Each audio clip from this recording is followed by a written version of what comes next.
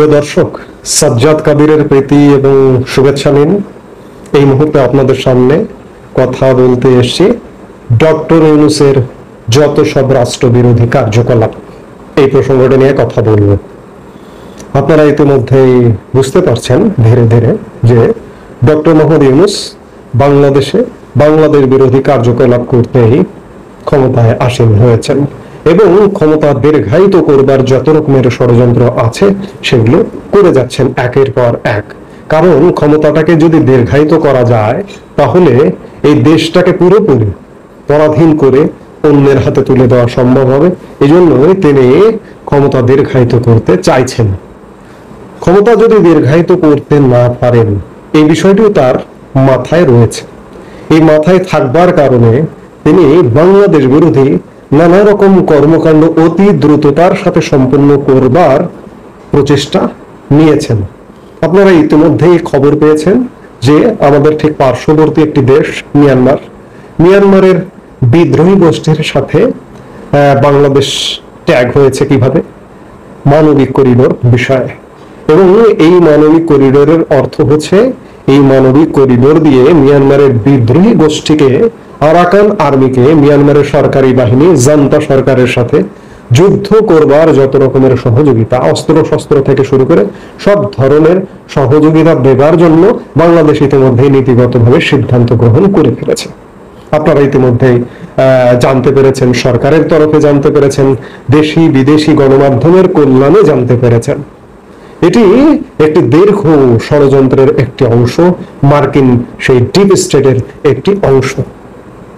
এরপরে ডক্টর ইউনূস আমাদের বন্দর নিয়ে, বিশেষ করে আমি যদি অন্যান্য বন্দর ছাড়াও আমি যদি চট্টগ্রাম বন্দরের কথা বলি, চট্টগ্রাম বন্দর আমাদের অর্থনীতির লাইফ ব্লাড।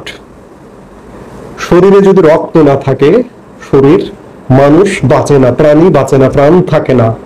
এই চট্টগ্রাম বন্দরের উপরে যদি কোনো হস্তক্ষেপ হয় তাহলে বাংলাদেশের অর্থনীতি বেঁচে থাকবে না, মারা যাবে। এই চট্টগ্রাম বন্দর আমরা দীর্ঘদিন যাবৎ আমরা পরিচালনা করে আসছিলাম, কিন্তু ডক্টর মোহাম্মদ ইউনূস হঠাৎ করে তড়িঘড়ি করে এই বন্দর বিদেশিদের লিজ দেবার একটা প্রক্রিয়া নিয়েছেন। ইতিমধ্যে গত বুধবারে ডক্টর ইউনূস এই বন্দর কর্তৃপক্ষ রিলেটেড বিনিয়োগ উন্নয়ন বোর্ড থেকে শুরু করে বন্দর রিলেটেড যারা আছেন তাদের সাথে বৈঠক করে তাড়া দিয়েছেন দ্রুত যেন এটি সম্পন্ন করা হয় এবং অগাস্টের মধ্যে এমনটাও বলেছেন। কাকে লিজ দেবেন? দুবাই ভিত্তিক ডিপি ওয়ার্ল্ড। এই ডিপি ওয়ার্ল্ডের সাথে মার্কিন নৌবাহিনীর একটা অ্যাটাচমেন্ট আছে। আমরা যে বন্দর নিজেরা দীর্ঘদিন পরিচালনা করে আসলাম সেই বন্দর আবার লিজ দিয়ে দিতে হবে কেন? আজকে লিজ দেওয়া হচ্ছে, অর্থাৎ মার্কিন বাহিনীকে ইজি অ্যাক্সেস দেওয়ার জন্য মার্কিন বাহিনীর সাথে কোনো না কোনো ভাবে রিলেটেড এমন সংস্থাকে এটি লিজ দেওয়া হচ্ছে এবং অতি দ্রুততার সাথে। ডক্টর ইউনূস দেখুন কত বড় স্বার্থপর। স্টারলিংকের সাথে তার গ্রামীণ টেলিকমের ব্যবসা জড়িত আছে। তিনি ক্ষমতায় এসে স্টারলিংকের সাথে গ্রামীণ টেলিকমকে অ্যাড করে ফেলেছেন। স্টারলিংক বাংলাদেশে আসছে, এটি গত 2-3 বছরের বিগত সরকারের একটি প্রজেক্ট, সরকারের একটি পরিকল্পনার অংশ হিসেবে বাংলাদেশে আসছে। বিগত সরকার সব কাজ সম্পন্ন করে রেখেছে। ডক্টর ইউনূস ক্ষমতায় এসে অতি দ্রুততার সাথে স্টারলিংককে নিয়ে চলে এলেন এবং তার গ্রামীণ টেলিকমকে ট্যাগ করে দিলেন। এখানে তার স্বার্থ রয়েছে। বাংলাদেশের ব্যবসা বাণিজ্যের কথা কি বলবো? বাংলাদেশের ব্যবসা বাণিজ্য ইতিমধ্যে ধ্বংস হয়ে গেছে। বাংলাদেশের অর্থনৈতিক শক্তি, অর্থনীতি যাতে না দাঁড়াতে পারে, ব্যবসা বাণিজ্য যদি ধ্বংস হয়, বাংলাদেশের মানুষের জীবনযাত্রার মান নিম্ন হয়ে যাবে। বাংলাদেশের শিক্ষা ব্যবস্থা ধ্বংস করবার সব ধরনের প্রচেষ্টা ইতিমধ্যে নেওয়া হয়েছে। আপনি একবার চিন্তা করুন যে শিক্ষার্থীরা বছরের 3-4 মাস চলে যায়, পাঠ্য বই পায় না।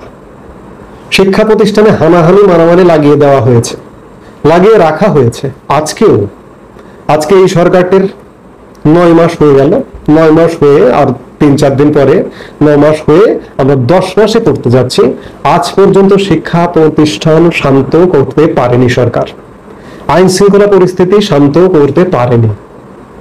এগুলো নিয়ে কোনো ভ্রুক্ষেপ নেই। দেশে নির্বাচন কবে হবে তার কোনো ভ্রুক্ষেপ নেই।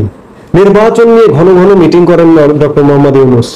দেশের আইন শৃঙ্খলা পরিস্থিতি ভালো করবার জন্য ঘন ঘন মিটিং করেন না ডক্টর ইউনূস।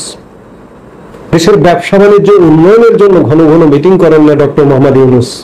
কিন্তু করিডোর ইস্যুতে ঘন ঘন মিটিং করেন, বন্দর ইস্যুতে ঘন ঘন মিটিং করেন, স্টারলিংক ইস্যুতে ঘন ঘন মিটিং করেন। ডক্টর ইউনূস হচ্ছেন এই। আমার প্রশ্ন যে ডক্টর ইউনূস আর কি কি কাজ করলে আপনারা বাংলাদেশের মানুষ মনে করবেন যে বাংলাদেশ দখল হয়ে গেছে? বাংলাদেশ এখনো পুরোপুরি দখল হয়নি। এখনো যদি আমাদের রাজনৈতিক দলগুলো, আমাদের সুশীল সমাজ মৃত এই মুহূর্তে, কেউ কথা বলে না। রাজনৈতিক দলগুলো যদি এখনো সোচ্চার হয়, বাংলাদেশের 18 কোটি মানুষ যদি সোচ্চার হয়, তাহলে ডক্টর ইউনূস লেজ গুটিয়ে পালানোর পথ খুঁজে পাবে না। ডক্টর ইউনূস তড়িঘড়ি কেন করছেন? তড়িঘড়ি বন্দর লিজ দিতে কেন চাইছেন? তড়িঘড়ি করিডোর কেন দিতে চাইছেন? তড়িঘড়ি নিজের ব্যবসা বাণিজ্য বিস্তার করতে কেন চাইছেন? যদি ডিলে করেন, যদি দেরি করেন, কোনো কারণে যদি আরেকটি 5 অগাস্ট ঘটে যায়, তাহলে এগুলো আর করতে পারবেন না। এজন্যই নির্বাচনের চাইতে, আইন শৃঙ্খলা পরিস্থিতি উন্নয়নের চাইতে, শিক্ষা প্রতিষ্ঠানের পরিবেশ ফিরিয়ে আনার চাইতে, প্রশাসন, পুলিশ এবং প্রশাসনে কাজের পরিবেশ ফিরিয়ে আনবার চাইতে ডক্টর মোহাম্মদ ইউনূস দেশের স্বার্থ বিরোধী কর্মকাণ্ডের প্রতি বেশি আগ্রহী। কারণ আমি বললাম যে আবারও যদি, বলা তো যায় না, যদি একটি 5 আগস্ট ঘটে যায়, ঘটতে সময় লাগবে না, যে কোনো সময় যে কোনো পরিস্থিতিতে দেশের পরিস্থিতি পাল্টে যেতে পারে। এই ভয় থেকে ডক্টর মোহাম্মদ ইউনূস অতি দ্রুত এগুলো বাস্তবায়ন করতে চাইছেন। এই ভয়টা যেন থাকে এবং এই ভয়টা যেন আরো বেশি করে বাড়ে, এজন্য আমাদের রাজনৈতিক দলগুলোর ঐক্য প্রয়োজন এবং ঐক্যের মাধ্যমে জনগণকে সাথে নিয়ে এগুলোর প্রতিরোধ করা দরকার। নইলে বাংলাদেশের স্বাধীনতা, সার্বভৌমত্ব বিপন্ন হবে। আমি রাজনীতির কথা বলছি।